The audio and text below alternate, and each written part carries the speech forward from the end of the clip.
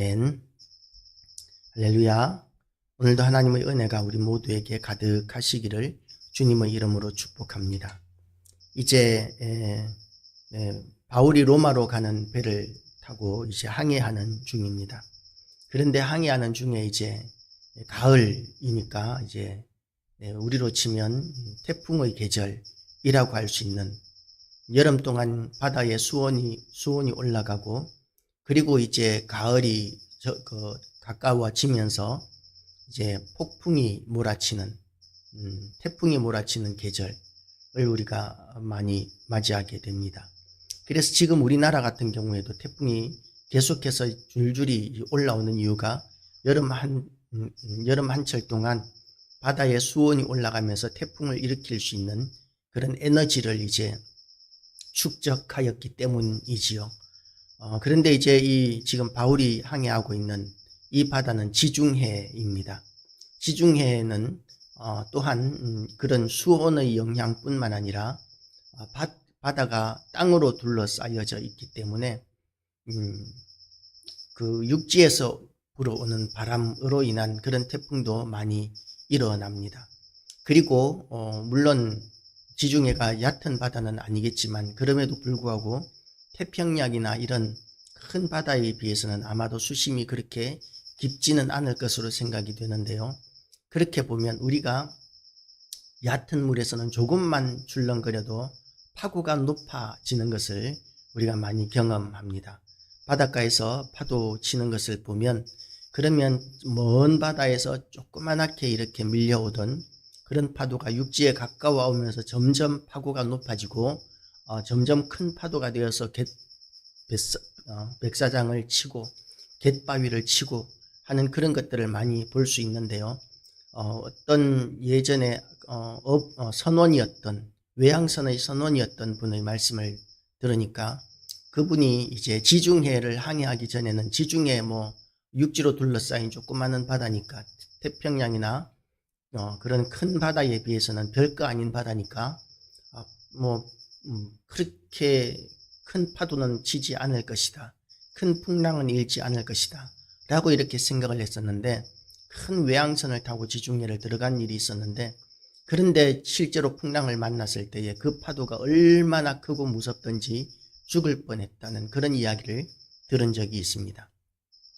지금은 그렇게 큰 배가 있고, 그리고 그 배에는 엔진이라는 것이 달려 있어서 파도와 풍랑을 이기고 이렇게 바다를 헤쳐나갈 수 있는 그런 시대이지만, 그리고 또한 아무리 풍랑이 몰아친다 할지라도 방향이, 배가 지금 현재 위치가 어디인지, 그리고 어디로 가야 하는지 이것을 선택하고 얼마든지 자기가 원하는 대로 풍랑 속에서라도 항해할 수 있는 그런 시대이지만, 지금 이 성경의 시대는 사람이 별을 보고 또한 태양을 보고 방향을 가늠하면서 가고, 그리고 또한 큰 바다로 이렇게 육지와 멀리 떨어져서 항해하는 것이 아니라 멀리서라도 육지가 어느 정도 보이는 이런 바다 육지와 가까운 쪽으로 이렇게 항해를 많이 했을 것입니다. 왜냐하면 이 풍랑이라도 치고 구름이라도 맺히고 오고, 그리고 또한 만약에 비라도 내리면 방향을 전혀 알 수 없기 때문에 육지 가까이, 육지가 그나마 보이는 한계 안에서 이렇게 항해를 하려고 애를 많이 썼을 것입니다. 자, 오늘 보면 바울은 이 항해를 시작하기 전에 좀 머물렀다가 겨울을 지나고 나서 항해를 하자고 이렇게 이야기합니다. 지금의 기준으로 보면 한철을 그렇게 육지에서 기다린다는 게 말이 되나 라고 생각할 수 있겠지만, 그 시대에는 가을이나 겨울에는 항해하지 않았던 것 같습니다.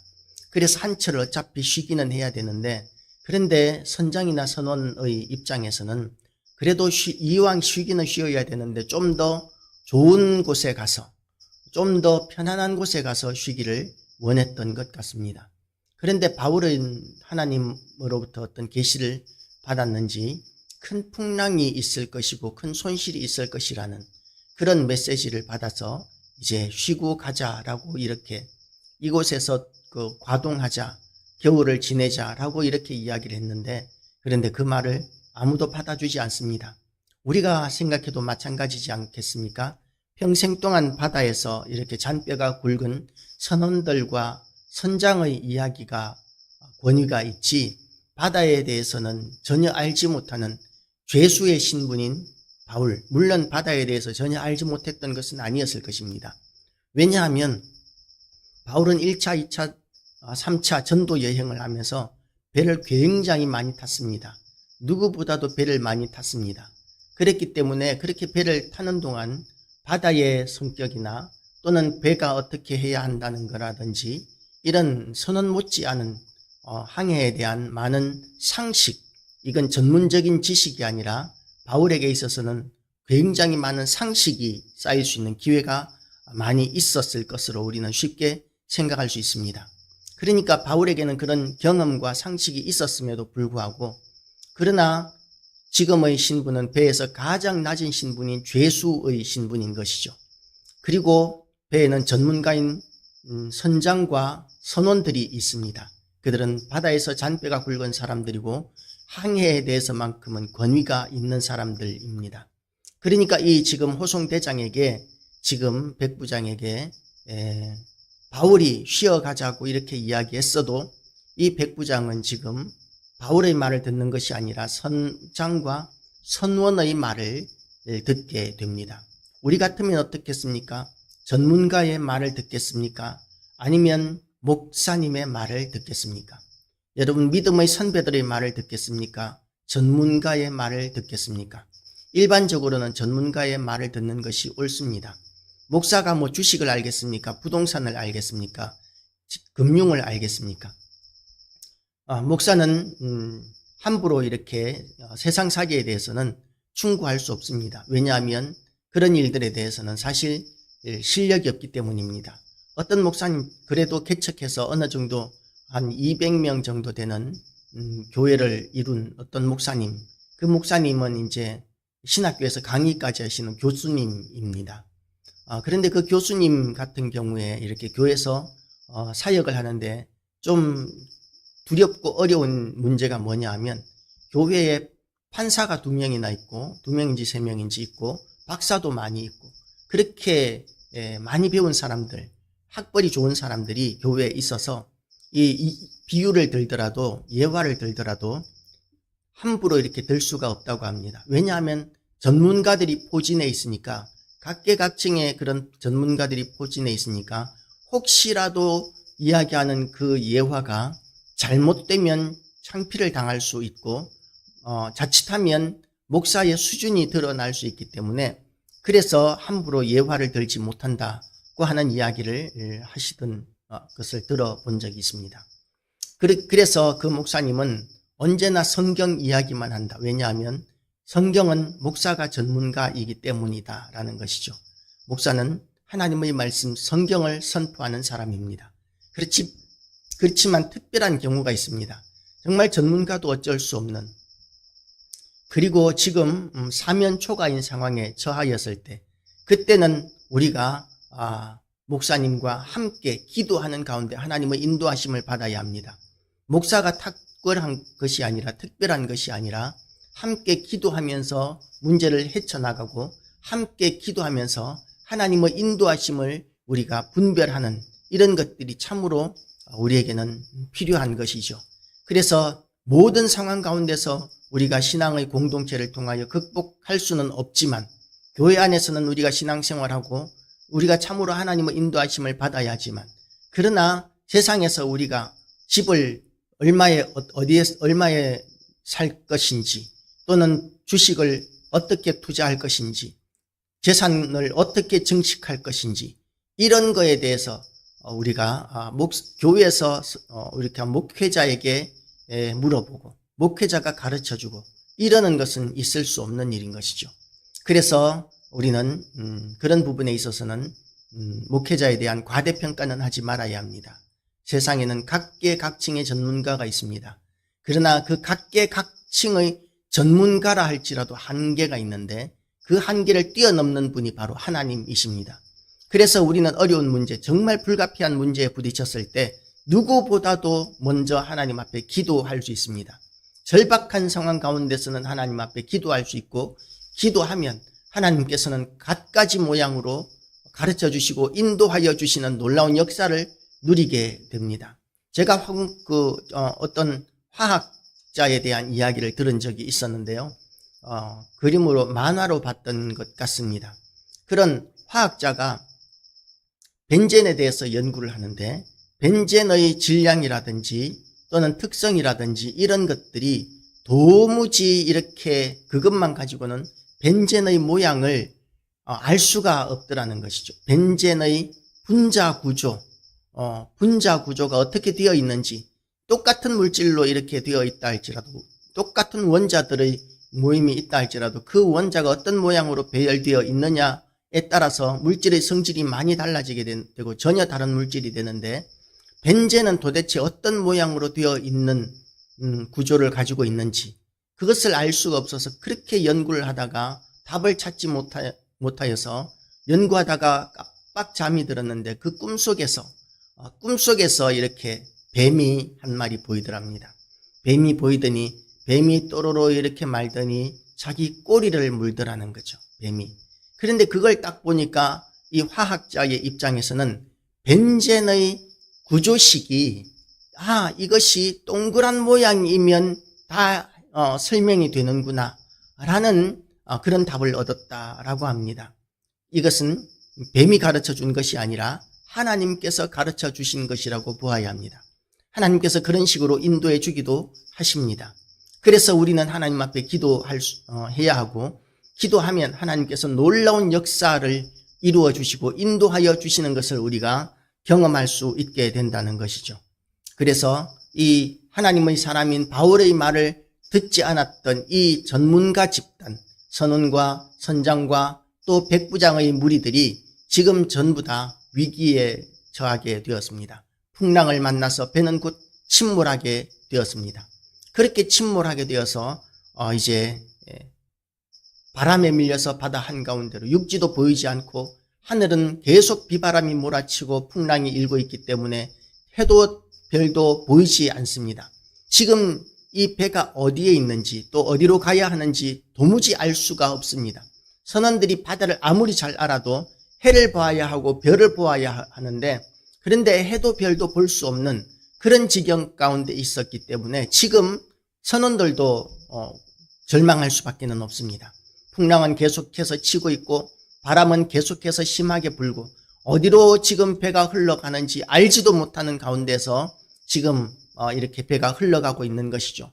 풍랑이 치는 밤바다, 얼마나 두렵겠습니까? 풍랑이 치는 밤바다 캄캄한 가운데서 파도가 금방이라도 배를 삼킬 듯이 그렇게 치고 있는 그 밤바다를 항해하는 나무로 된 배, 지금으로 치면은 그렇게 크지도 않은 조그만한 배, 그런 배가 지금 선원들이나 또는 선장으로 이렇게 살아날 수 있는 소망이 없습니다.